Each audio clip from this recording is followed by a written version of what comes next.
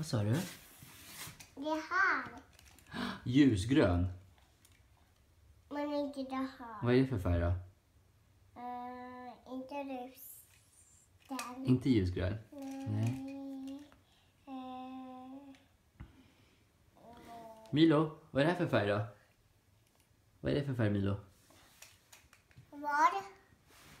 Vad är det för färg, Milo? Det är det. Är det det? Bra, Milo!